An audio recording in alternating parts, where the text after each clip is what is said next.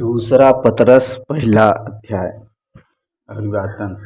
समौन पतरस की ओर से, जो यीशु मसीह का दास और प्रेरित, और उन लोगों के नाम जिन्होंने हमारे परमेश्वर और उद्धारकर्ता यीशु मसीह की धार्मिकता द्वारा हमारे समान बहुमूल्य विश्वास प्राप्त किया है। परमेश्वर की और हमारे प्रभु यीशु की पहचान के द्वारा अनुग्रह और शांति तुम में बहुतायत से बढ़ती जाए। ईश्वरीय बुलाहट और चुनाव।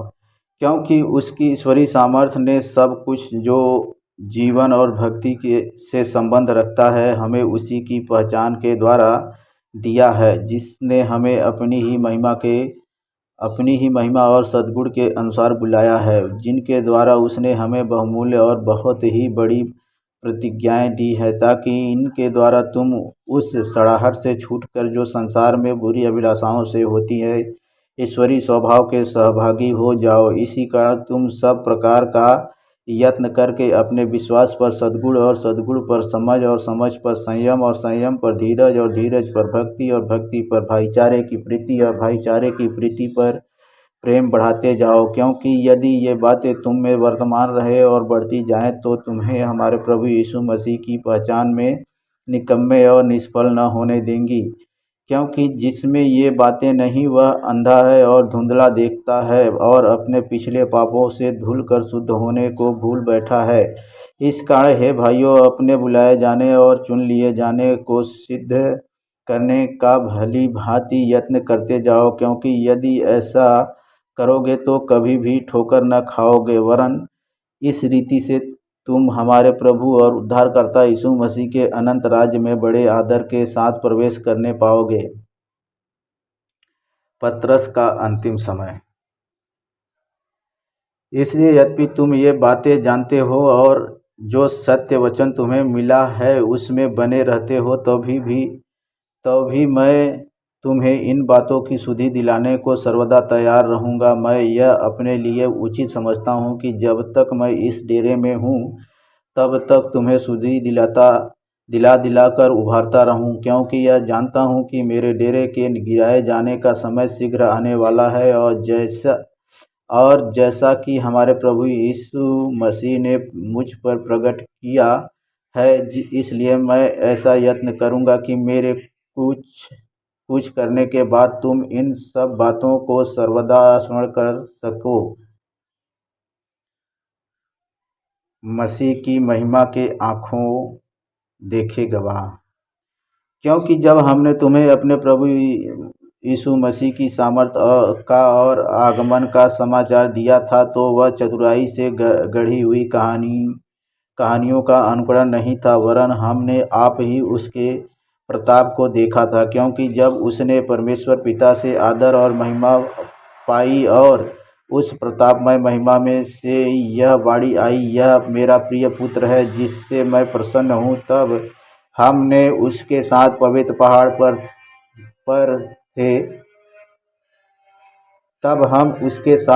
पहाड़ पर थे और स्वर्ग से यही वाणी आते सुनी, हमारे पास जो भविष्यवाणियों का वचन है वह इस पर घटना से दृढ़ ठहरा।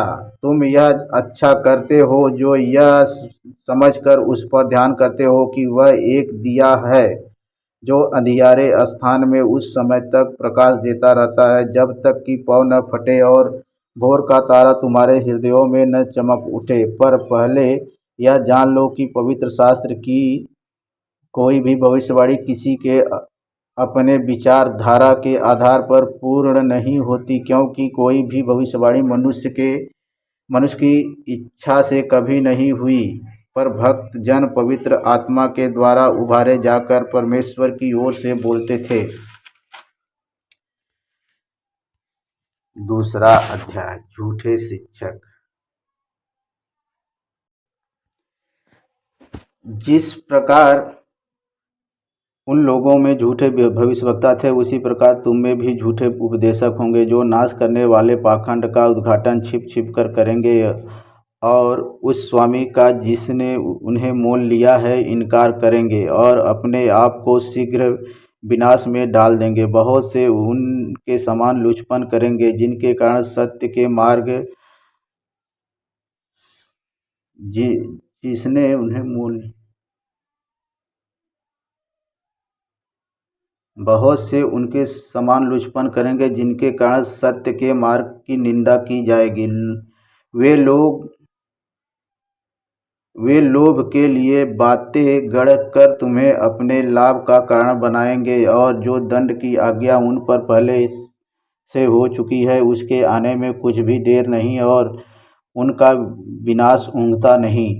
क्योंकि जब परमेश्वर ने उन स्वर्गदूतों को जिन्होंने पाप किया नहीं छोड़ा पर नरक में भेजकर अंधेरे कुंडों में डाल दिया ताकि न्याय के दिन तक बंदी रहें, और प्राचीन युग के संसार को भी न छोड़ा वरन भक्तिहीन संसार पर महाजाल प्रलय भेजा, पर धर्म के प्रचारक नूह समेत 8 व्यक्तियों को बचा लिया और सदोम और अमोरा के नगरों को विनाश का ऐसा दंड दिया कि उन्हें भस्म करके राख में मिला दिया, ताकि वे आने वाले भक्तिहीन लोगों की शिक्षा के लिए एक दृष्टांत बने।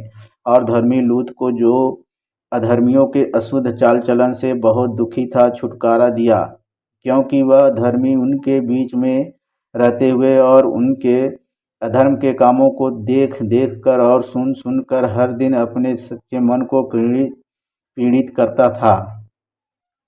तो प्रभु भक्तों को परीक्षा में से निकाल लेना और अधर्मियों को न्याय के दिन तक दंड की दशा में रखना भी जानता है, विशेष करके उन्हें जो अशुद्ध अभिलाषाओं के पीछे शरीर के अनुसार चलते और प्रभुता को तुच्छ जानते हैं।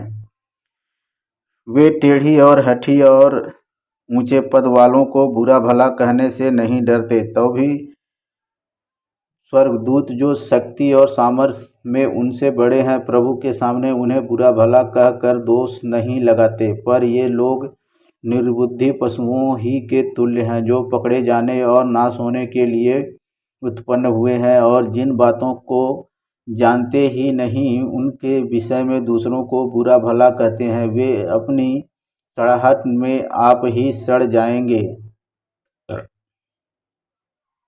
दूसरों का बुरा करने के बदले उन्हीं का बुरा होगा। उन्हें दिन दोपहर भोग विलास करना भला लगता है, यह कलंक और दोष है।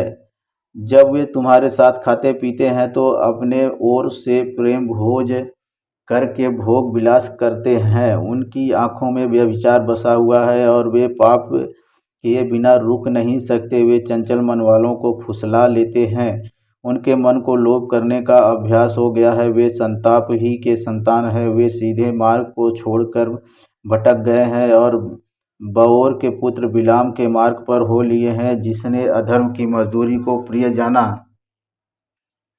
पर उसके अपराध के विषय में उलाहना दिया गया। यहाँ तक कि अबोल गदही ने मनुष्य की बोली से उस भविष्यवक्ता को उसके बावलेपन से रोका।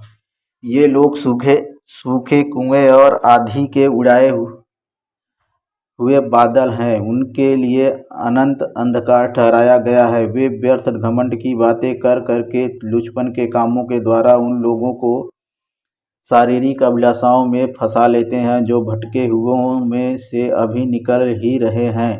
वे उन्हें स्वतंत्र करने की प्रतिज्ञा तो करते हैं, पर आप ही सड़ाहट के दास हैं, क्योंकि जो व्यक्ति जिससे हार गया वह उसका दास बन जाता है। जब वे प्रभु और उद्धारकर्ता यीशु मसीह की पहचान के द्वारा संसार की नाना प्रकार की अशुद्धता से बच निकले और फिर उनमें फंसकर हार गए, तो उनकी पिछली दशा पहली से भी बुरी हो गई है।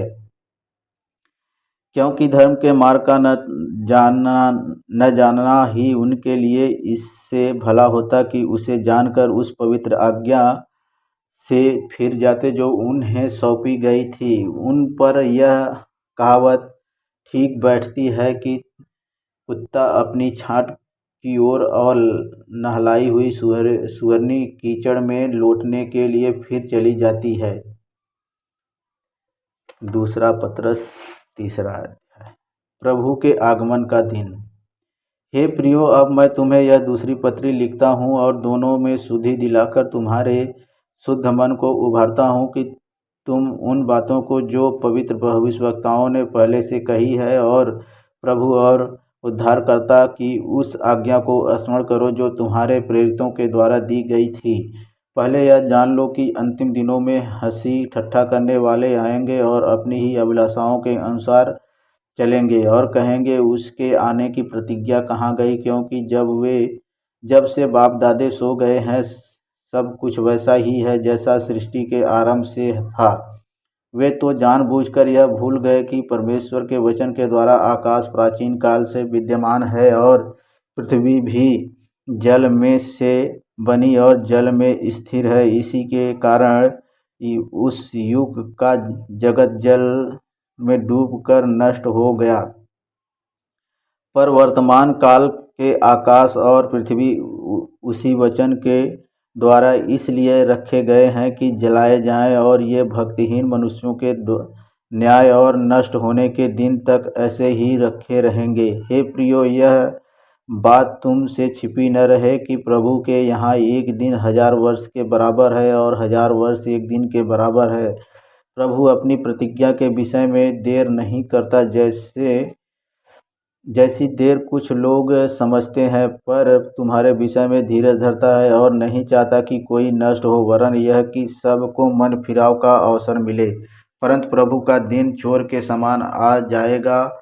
उस दिन आकाश बड़ी हड़हड़ाहट के शब्द से जाता रहेगा और तत्व बहुत ही तप्त होकर पिघल जाएंगे और पृथ्वी और उस पर के काम जल जाएंगे। जबकि ये सब वस्तुएं इस रीति से पिघलने वाली हैं, तो तुम्हें पवित्र चाल चलन और भक्ति में कैसे मनुष्य होना चाहिए और परमेश्वर के उस दिन की बाट किस रीति से जोहना चाहिए और उसके जल्द आने के लिए कैसा यत्न करना चाहिए, जिसके कारण आकाश आग से पिघल जाएंगे और आकाश के गण बहुत ही तप्त होकर गल जाएंगे। पर उसकी प्रतिज्ञा के अनुसार हम एक नए आकाश और नई पृथ्वी की आस देखते हैं जिनमें धार्मिकता वास करेगी। जागते और तैयार रहो। इसलिए हे प्रियो, जबकि तुम इन बातों की आस देखते हो तो यत्न करो कि तुम शांति से उसके सामने निष्कलंक और निर्दोष ठहरो और हमारे प्रभु के धीरज को उद्धार समझो।